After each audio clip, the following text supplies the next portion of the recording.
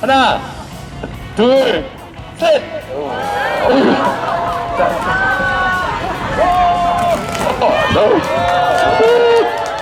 오프로 캠프 출범식을 시작하도록 하겠습니다. 오늘 날씨 정말 좋은데 큰 박수로 시작하겠습니다.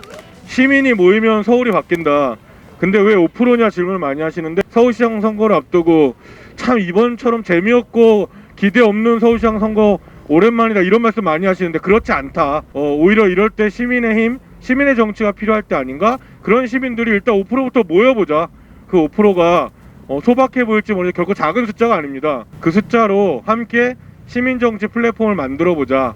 그리고 시민정치의 연대 협력을 만들어보자, 이런 취지로 오늘 제안을 드리는 날입니다. 그래서 시민정치 플랫폼이고 누구 가리지 않습니다. 저희 가치에 동의하는 많은 정치인들이 5% 캠프에 대한 지지선언을 해주시기 바라고, 그 가치에 동의한다면 함께 할 거예요. 그래서 우리 서울이라는 도시에서 우리가 5% 캠프를 통해서 다시 모였고 더 많은 시민들이 모일 수 있도록 함께 해주십시오. 그리고 이런 거는 좀 없어졌으면 좋겠다 하는 것들을 계속 SNS에 올리면서 다른 분들도 이렇게 보시고 또 참여를 하실 수 있는 그런 캠페인을 진행할 예정이고요.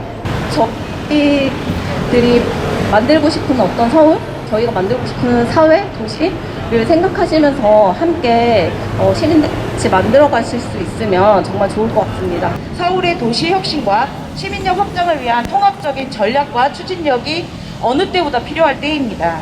마을, 자치, 사회적 경제 등의 사회혁신 정책들을 방향 결정과 사업 전략 수립 총괄, 그리고 예산을 종합 기획하고 일원화된 모니터링과 평가 시스템 운영 등을 할 수 있도록 통합적이고 지속적으로 운영해야 합니다.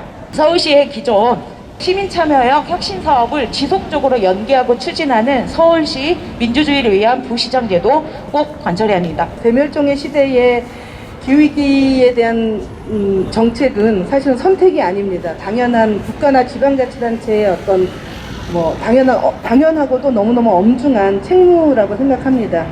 하지만 지금 돌아가는 형국이 그런 것 같지 않습니다. 여러분들 다 아시다시피 이후에 특히 기후위기 부분에서는 2050년 탄소 중립 목표가 있고요. 그 중간 경로로서 2030년까지 탄소 배출 한 45%, 50% 줄이는, 감축하는 이런 시점에서 올해의 그 이행 기반을 만드는, 올해 선거 이후의 이 정책들은 정책 경로가 어떻게 될지를 가늠하는 되게 중요한 선거입니다. 그 기후예산본부의 예산을 확보하고 이후에 26년까지 임기 내에 10% 확장을 한다라는 정책을 제안드리고자 합니다. 서울시민 10명 중에 6명이 세입자입니다.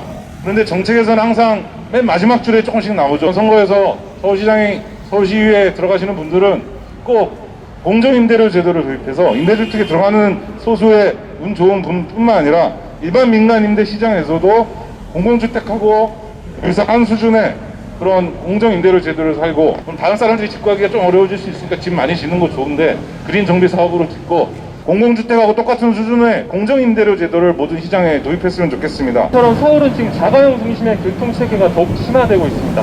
서울시에서부터 무상 공공교통을 시행해서 서울형 무상버스를 시행하자라는 말씀을 드리고 싶고요. 그래서 강력한 도시교통 수호 관리 정책이 필요하고, 무상교통 정책은 이를 실현할 수 있는 가장 효과적인 수단이다라고 말씀드릴 수 있을 것 같습니다. 사회적 돌봄 이야기 많이 하는데요. 누가 합니까? 사람이 하죠. 사회적 재난 속에서 비영리, 지역 일자리를 새로운 산업군으로 인식하여 삶의 질을 향상시키는 정책이 지금 필요합니다. 사회적 돌봄 공백을 관계 중심의 일자리 모델을 통해 질적으로 발전시키고 안정적인 일이 가능하도록 정책을 집중해야 하며, 현재의 단순 전달 형식의 복지 서비스를 관계와 신뢰에 기반한 돌봄 일자리로 변환시켜 서울을 더 이상 경쟁도시가 아닌 호의적 협력도시로 변화시켜야 합니다.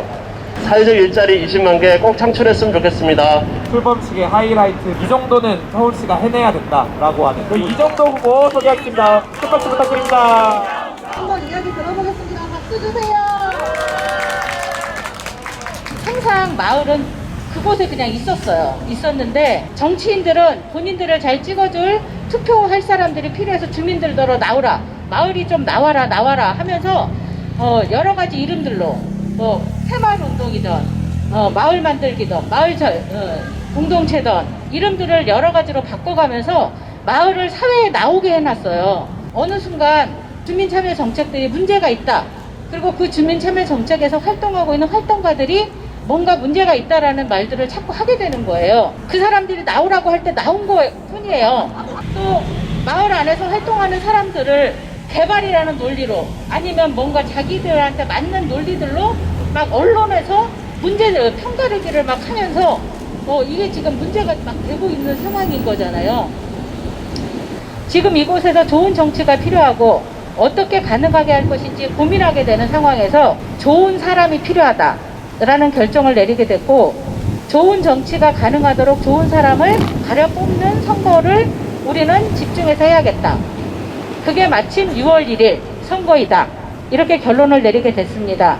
이것을 주민의 뜻으로, 시민의 뜻으로, 민심으로 보여줄 것입니다. 시민들의 뜻을 외면하고 돈의 논리, 경쟁의 논리, 이러한 논리로만 서울을 파헤치면 그 속에 시민들의 보금자리와 시민들의 희망은 사라졌었던 역사가 있는데, 지금 저기 6층에 계신 서울시장님은 이런 시민의 뜻을 잘 아시는 분인가요? 아니요. 저는 그런 면에서 시민이 모여서 서울을 바꿔야 한다고 생각하고요. 시민이 모이면 서울이 500% 달라진다 라는 제 말에 동의하십니까? 이렇게 밖에서 시민들이 계속 외치고 저항할 것이 아니라 저 안에서 정말 시민들이 원하는 정책을 실현하기 위한 사람들이 시민들의 뜻을 받아서 들어가는 정치를 해야 한다고 생각합니다. 네, 평화가 이제 또 사라졌습니다. 3월 이후로. 지역에서는 조금 평화롭고 싶어요. 그래도 언젠가 한 번은. 그게 문화예산입니다. 그 문화예산 좀 4%, 44조까지 편성하고 계속 진행된다 하면 3% 정도 지역사회와 서울시가 함께해서 못할 거 있습니까? 우리의 이 앙증맞은 요구가 그렇게 무리한 거냔 말이에요. 저희가 나쁜 일이 있어서가 아니라 걸어서 만나고 기후 때문이 아니라 여름이라도 덥다는 이야기를 할 수 있는 서울시를 좀 만들어 가는데 시장님은 아무 생각이 없으신 것 같지만 이렇게 저희가 또 모여서 많이 5%, 50%, 500% 움직여 갔으면 좋겠습니다.